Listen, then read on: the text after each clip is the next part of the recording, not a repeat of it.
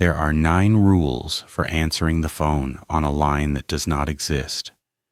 And by the time I understood why each one was written, 2 people I knew had already stopped having ever been born. I'm not going to tell you the rules yet.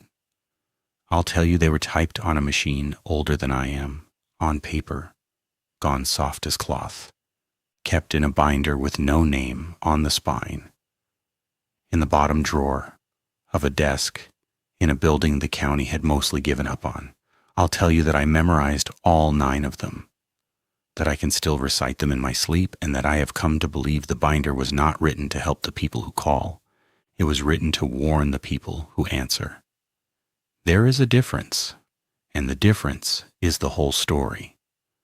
But I have to go in order, because order is the only thing I still trust.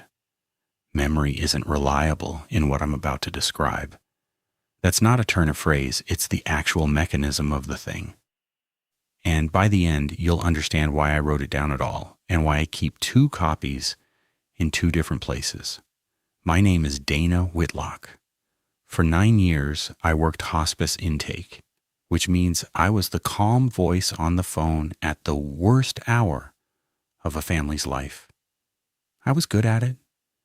People told me so in that way. People have of giving you a compliment that lands like a warning. You're so good at this. How do you do this every day? I never had an answer except that someone has to be the steady one. And steady was the only thing I'd ever been reliably good at. I left hospice for reasons I'll come to. They matter more than I knew when I took the new job. The version I gave in the interview was that I needed a change. The overnight crisis line had an opening, and I no longer slept through the night anyway, so I might as well be useful in the hours I was awake. All of that was true. It just wasn't the whole shape of the truth.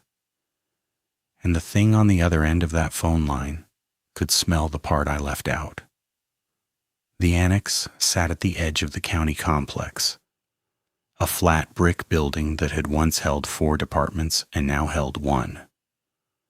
Most of the floor plan was dead. You came in a side door because the main lobby was sealed, badged through, and walked past a long stretch of dark offices with the furniture still in them chairs pushed in, monitors unplugged, a stapler, sitting on a desk like someone had stepped out for coffee in 2014 and simply never come back.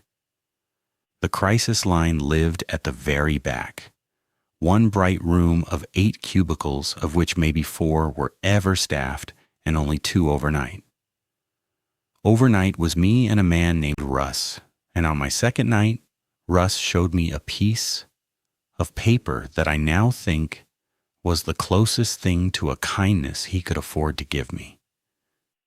It was the master routing sheet, laminated, taped beside the supervisor's empty desk.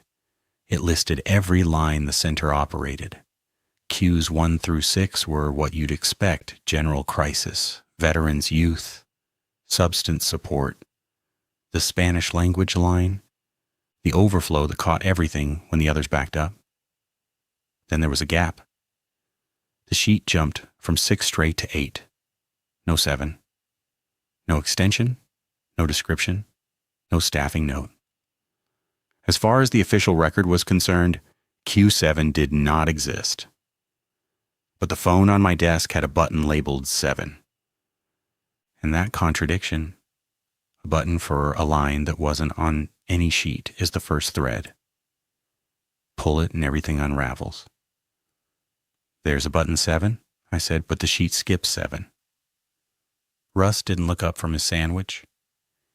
He ate the way some people do who've decided food is a maintenance chore they resent. 7's the old line, he said. Decommissioned. Don't worry about it. Decommissioned, but the button still works. The button's still there. Working's a different thing. Same flat tone he used for everything. Then he said the thing I'd replay 100 times later. If it ever rings, there's a binder in the bottom drawer. Read the binder before you pick up. Read all of it. Then do exactly what it says in order and don't improvise. I waited for him to laugh, to tell me it was the joke they played on new hires, the way every workplace has a haunted closet or a cursed microwave. He didn't. He finished his sandwich, threw the wrapper cleanly into the trash across the aisle, and that was the end of it. I assumed it was a dead procedure, the kind of relic that outlives its function in every institution. The hospice had an evacuation plan referencing a wing demolished before I was born. So I let it go. For 9 nights, I let it go. The thing about the 10th night is that I didn't get to choose anymore. The calls in between were just the calls, and I won't turn the people who made them into atmosphere. They deserve better than that. They were frightened or exhausted or numb or so far down that talking felt like shouting up from the bottom of a well, and my whole job was to shout back so they'd know the well had a top. Most ended fine, which in that work means the person was still breathing and had agreed to make it to morning. That's the job. I knew its shape before I took it. On my 4th night, I found the binder, looking for staples. Cheap 3-ring, cover, furred soft at the corners, no title. Inside, the pages were typed on an actual typewriter. Letters pressed unevenly, some doubled where a key had stuck. The header read, Q7, Intake Protocol. No department, no date, no author. And the first line of it stopped me the way a hand on your shoulder in an empty room stops you. It said the calls on this line were not requests for help. They were requests for permission. It said you would not be speaking to a person in crisis. You would be speaking to someone who had already left, asking whether they were allowed to keep going. I thought it was tasteless, melodramatic, some old manager's idea of gravity. I almost shut it. But underneath that opening were 9 rules, and they were so specific, so concrete, so clearly written by someone who had been burned that they didn't read like folklore at all. They read like a checklist somebody had paid for. I won't give them all to you here. You'll learn them the way I did, one at a time, each one teaching me what it cost only after I'd already needed it. But I'll tell you, the last one came with something the others didn't. Underneath the 9th rule, in a different hand, shakier in pen, someone had written, I stayed on the line once. I'm sorry, Marie. I closed the binder. I put it back. I told myself it was night crew folklore, the kind of dark story a desk invents to survive itself, and I went back to the real work.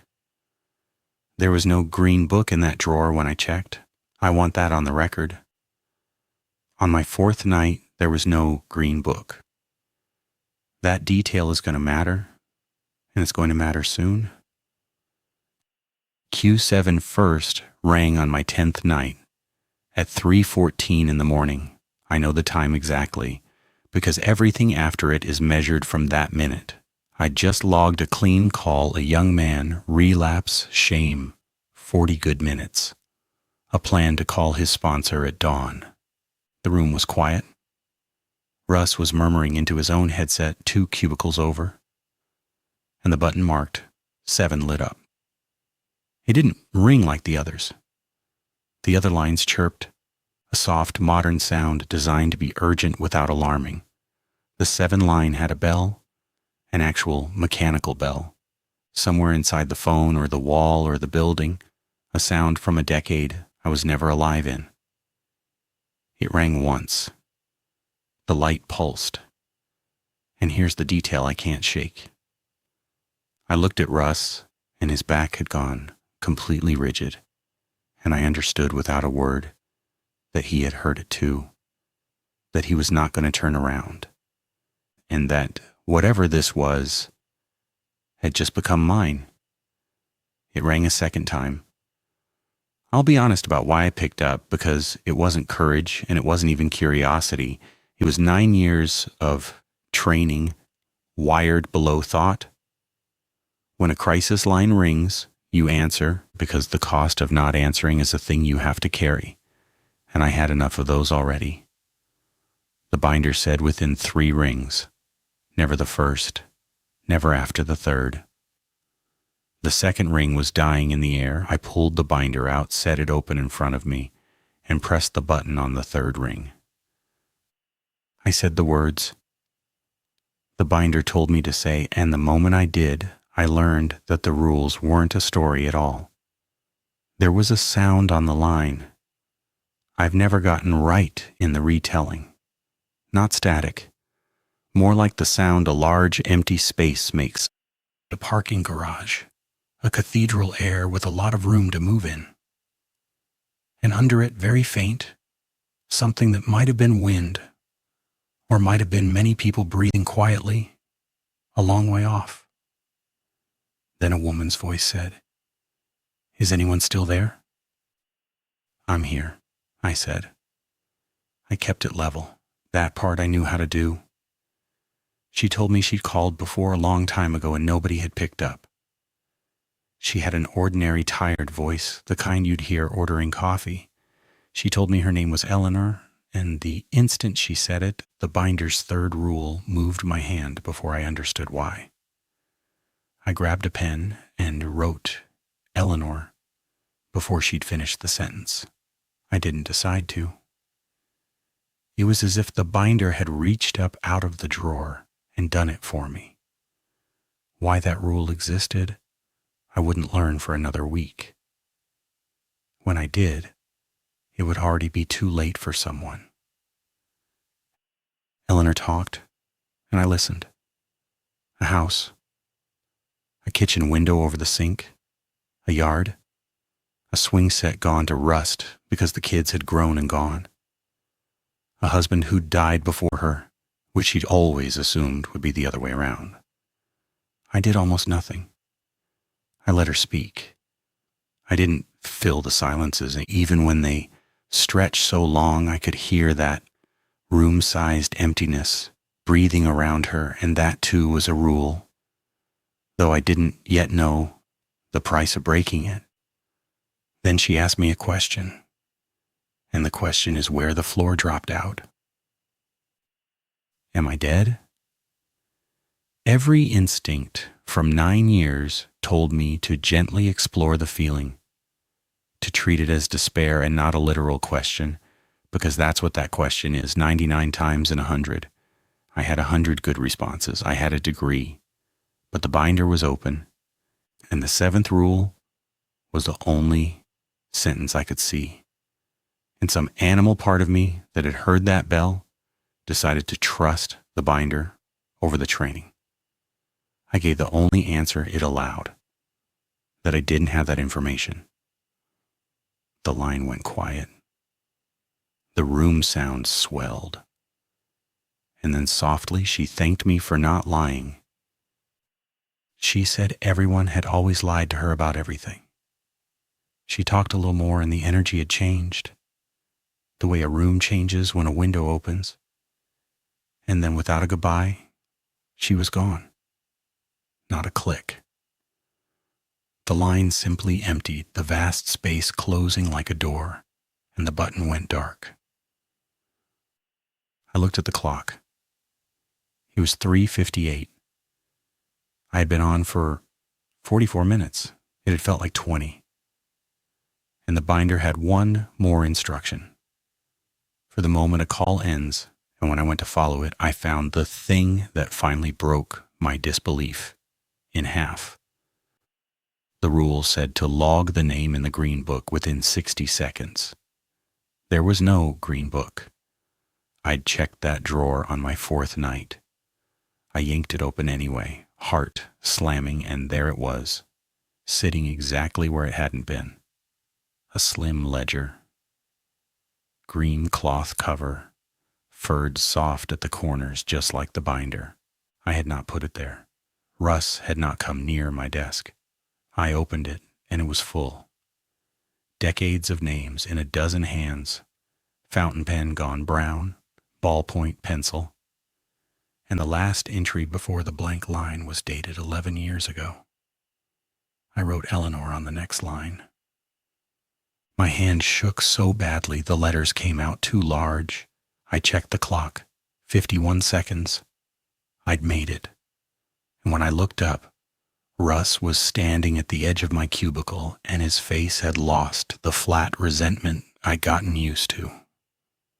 For the first time, he looked like a person. What he told me next is the part I'd give anything to unknow. He pulled over a chair, which he had never once done, and told me as much as he knew. Careful to say it wasn't everything, and probably wasn't most of it. The crisis line had run in that building since the 60s. Q7 was older than the rest of it, and nobody knew who'd built it. The story he'd been given, third hand, was that the 7th line had started as a backup trunk, installed and forgotten in some upgrade. And at some point he said this low, glancing at the dead offices. Calls began arriving on it that didn't come from anywhere. No origin, no number. The phone company, when a supervisor finally complained, said there was no 7th line. It had been physically disconnected years before. The copper had been pulled. There was no wire for a call to travel down. And yet it rang. And the people who followed the binder were fine, and the people who didn't were not. I asked him what happened if you didn't follow it. He was quiet a long time. Then he asked me a question instead, and the question is the hinge the whole story turns on. You ever notice how the building's mostly empty? Budget cuts, I said. Consolidation. That's what the records say. He tapped the green book. The place used to have 40 people working it, he told me. Cross the names in that book against the staff HR has ever recorded, and there are people in there the county has no record of. Never hired, never paid, just gone. And then he said the thing slow, so I'd get it. It isn't that they died and got written in the book.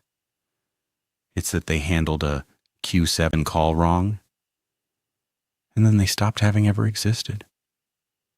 The book is the only place left that remembers they were here. I thought he was insane. I want that on the record too. Sitting there at 4 a.m, I decided Russ was a man who'd spent 11 years alone in a haunted building and built a delusion to survive it. That's the rational read. I held on to it for exactly 6 more nights until the morning a man I'd spoken to was erased from a billboard while I drove past it. On the 7th night after Eleanor, Q7 rang and a man named David Okafor called. I did everything right. All 9 rules, wrote his name at 40 seconds, gave him the only answer to the only question, and the line emptied. The next morning, driving home, I passed a missing persons billboard I'd passed every day for 2 weeks. A face, a number, the words, "Have you seen?" For 2 weeks, that face had been David Okafor, missing 14 months. I knew the name because I read it at the same red light every morning. That morning, the billboard was blank, white, peeling at one corner like it had been blank for a year. I pulled onto the shoulder and called the county missing persons line, the real daytime one, and asked about David Okafor. The woman was kind and patient and told me there was no record of anyone by that name ever, and asked if I had the spelling right. I drove back to the annex, off shift, badged in, opened the drawer, and the green book was there. And David Okafor was there in my own handwriting. And it was the only place in the entire world that he had ever been. That's when I understood what the book actually was. And once you understand it, you can't put it down, because then you understand exactly what's at stake every time the bell rings. The book wasn't a record of the dead. The dead get gravestones, records, billboards. The book was a record of the people the world had finished, forgetting the ones who'd asked whether they were allowed to keep going and been told by a steady voice, by a name written down inside 60 seconds, yes, you existed. I have it here in ink. No one can take that. The line wasn't a crisis line. It was the last desk before the dark. And the rules weren't superstition. Every single one was load-bearing. I learned what they were holding up the hard way. And I learned it on someone who'd never done anything but bring me coffee. About 3 weeks in, a call fell into one of those vast Q7 silences, and the silence stretched so long, 4 minutes, 5, that my old hospice reflex took over, and I said gently that I was still here, just to reassure, the kindest impulse I have. And the silence broke wrong. Something came up out of it, not her voice, something underneath it, a sound like a name pronounced backward, and the room sound surged so loud I tore the headset off, and when I got it back on the line was dead, and there was no name to write. The next night the cost came due, and it didn't come for me. There was a day shift woman named Priya who stayed late sometimes. She was funny. We'd been becoming friends. The night before, she'd brought me a coffee, and we'd talked about her kid's soccer game. When I came in, Priya wasn't there. I asked the supervisor casually where she was. He looked at me with polite confusion and said no one named Priya had ever been on staff. I described her. The kid, the soccer, the coffee. Nothing. I went to the lot. Her blue hatchback with the cracked taillight was gone, and the space was striped over, marked, "Do not park." The paint old. That's the part the binder never tells you, and the part Russ only hinted at. When you mishandle a call, the debt doesn't always come for you. It comes for the person nearest you who's easiest to erase. The line takes the path of least resistance. It unspools the loose threads first. Which meant the most dangerous thing I could do to the people I loved was care about them within reach of that desk. And I didn't fully understand that yet, but the line did. The line had already found the loosest thread I carried. It was just waiting to pull it. Because here's why I left hospice. 18 months before any of this, my younger brother Sam called me at 2 a.m. He called me a lot at 2 a.m. He'd been struggling for years. The long, quiet kind families learned to live alongside. And I was the steady one. So I was the one he called. And that night I was so tired. I had a full intake day in the morning. He was circling the grooves he always circled, and I loved him. And I was so tired, and I said gently, I told myself that we'd talk in the morning. Get some sleep, I'm right here. We'll talk first thing. I'm right here. I said the closing words. I signaled the end. I told him there'd be a morning. He hung up. He didn't say goodbye either. The line just emptied. And there was no morning to talk in. For 18 months, I carried the exact knowledge that the steady voice, the professional, the one who always knew what to say, had been too tired to say it to the one person who needed it. And that the last thing my brother heard from me was a request to call back later and ending dressed up as comfort. I never told the call center that, but I think the line knew. I think that's what it's drawn to. People for whom the question, am I allowed to keep going, is not abstract. I think Russ was one too. I never asked who Marie was, and I think that's why he followed the binder like scripture, ate his sandwiches with that dead, flat face, and refused to let the job touch him. He'd already let it take everything it was going to take. What I didn't realize was that the binder itself was about to start disappearing, one rule at a time, and that the first rule to go would be the only one protecting me from my own brother's voice. I came in one night and the binder was thinner. I counted 8 rules. The 9th, the one with no exceptions, the one with the apology to Marie, Written beneath it was gone. Not crossed out. Gone. The page simply absent. The rules were numbered clean from 1 to 8 with no gap, the exact same way the routing sheet ran from 6 to 8 with no gap. The binder was doing to its own 9th rule what the world had done to David Okafor. The protocol was being unwritten. I told Russ. He went gray. He said the binder had never changed in 11 years. He said if the rules were starting to vanish, the line was getting hungrier, or the membrane was thinning, and that the 9th rule protected against the worst thing the entire binder was built around, and that I had to carry it in my own head now because the page wouldn't hold it anymore. So I wrote the 9th rule on my arm in pen every night before shift. By morning it was always washed off, and I wrote it again. I was the only copy left in the world. I was the paper now.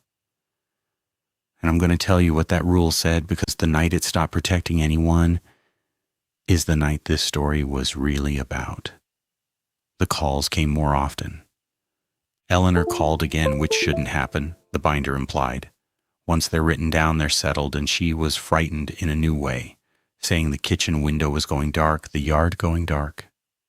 She couldn't see the swing set anymore, begging me to keep her on the line, to just keep talking. I wanted to so badly, but to keep her, I'd have had to break the rule against endings and the rule against filling silence both at once. And I'd already watched what one broken rule cost Priya. So I did the only thing I could. I said nothing. I let her speak. I made no promises. I didn't say goodbye. The line emptied, and her name was already in the book. And there was nothing to write and nothing I could do. And I sat there having helped no one, which is its own particular hell, and one I'd known long before this job. And 2 weeks after the 9th rule vanished on a Thursday, at 3:14 in the morning, the bell rang, and I picked up on the 3rd ring and said the words, and a voice on the other end said one syllable that turned my blood to water. It said, Dane. Only one person ever called me Dane. My mother had wanted Dana, my father Diane, and my brother, at 4 years old, split the difference and never stopped. Dane. Nobody else in my life ever used it. Nobody else knew it. I knew the voice. Of course I knew the voice. I'd been waiting 18 months to hear it, lying awake at exactly these hours, and the 9th rule was written in pen on my arm and washed off and rewritten. A dozen times, recognize the voice, transfer the call, walk away, no exceptions. And that was the one rule the binder had tried to take with it when it went, so that I would be sitting here with nothing left to stop me. And here's where I have to tell you what I did, even though I'd give anything to tell you something else. Sam, I said. The room sound was enormous, the biggest I'd ever heard, a space with no walls at all. It's so dark here, Dane, he said. He sounded young, like before the years, like 16 and scared of everything and nothing. He said he kept calling and nobody picked up. He kept asking if he was allowed to keep going. He said, you told me there'd be a morning. I had the transfer button under my finger, the supervisor line. Walk away from the desk, say nothing further, no exceptions. The binder had warned me with a dead woman's name. I knew exactly why the rule existed, because the voices you recognize are the ones you'll break every other rule to save. And the line knows that. And that recognition was the door it had been trying to get me to open since the first time it rang. I want to tell you I transferred the call. I want to tell you the training held that I did the survivable thing. I took my finger off the transfer button. I told him I was here, that I wasn't going anywhere, that there was no morning to wait for, that I was here right now. Take all the time you need. I told him I should have said exactly that night, 18 months ago, instead of the other thing. The room sound rose and rose until it stopped being sound and became the absence of all other sound. And somewhere in it, my brother was breathing quietly, the way you breathe when someone has finally stayed. He said I wasn't supposed to do this. The rules, Dane, the rules. He was crying. I think we both were. I told him I'd followed the rules for everybody else's brother, and I was done following them for mine. I don't know how long it lasted. The clock is no longer something I trust. I talked to him the way I should have at 2 a.m. 18 months ago, nowhere to be, no morning to protect, no tiredness I let win. He wasn't frightened at the end. He said the dark had stopped spreading, that it had held right where it was, like a door propped open by a single page. He didn't say goodbye. Neither did I. The line emptied. The button went dark. And I did not write his name in the green book because Sam had a grave and a record and a place in my mother's house. Sam was never the one in danger of being forgotten. The line had only worn his face. The cost was going to come from somewhere else, and I already knew who was sitting closest to me. Russ is gone, not dead. Gone the way Priya was gone, the way David Okafor was gone. The next night, his cubicle was empty and striped over. The supervisor had no record of anyone named Russ. And the green book, when I opened it, had 11 years of his handwriting lifted clean off the pages. Only the faint pressure marks left where letters used to be. The line took the path of least resistance, and Russ was the loosest thread nearest me. The man HR half remembered, the man with no one left to anchor him. And I finally understood that he hadn't spent 11 years surviving the job. He'd spent 11 years making himself cheap, untouchable, unbothered, alone, keeping the cost low for whoever sat in the seat beside him. He knew the whole time what that seat was for. That's the one truth I can tell you plainly. The rules are real, the cost is real, and it is never, ever paid by the person you would choose. Here's the part I can't resolve. No matter how many nights I sit with it, I don't know if I saved my brother, or if I only spoke to the line wearing his voice. I don't know if Sam was ever on that phone, or if the thing on Q7 simply read the worst night of my life off of me the way it read David Okafor off a billboard, the way it read Priya off a coffee cup, and gave me what I most wanted to hear, so that I would take my finger off the transfer button and open the door. Both readings fit every fact I have. That's the part I can't put down. That's the part still ringing. And here's the new fear, the one I didn't have before, the only reason I wrote any of this down. The annex is closed now, consolidated, the records say. The line moved 2 counties over modern, bright, no dead offices, no mechanical bell. I quit. I don't work nights anymore. I sleep more than I expected to. But 3 nights ago, my phone rang at 3:14 in the morning. My personal phone on my own nightstand, no call center, no binder, no green book anywhere near it. The screen showed a call from a number with no area code, no digits at all, just the single character 7. I didn't answer. It rang once with that soft, modern chirp. Then a second time. And on the third ring, exactly when you're supposed to pick up, it stopped on its own, and the screen went dark. It's rung every night since. Always 3:14, always 3 rings, always the 7. I haven't answered. I'm the only copy of the rules left, written on an arm that washes clean by morning. And the binder never had a rule for what happens when the line stops waiting for you to come to the desk and starts calling you at home by the name only one person ever used.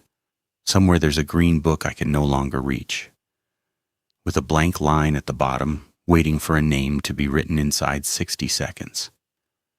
And I know the way you know your own name, the way I knew my brother's voice, that the next time it rings, I am going to want, more than I have ever wanted anything, to pick it up.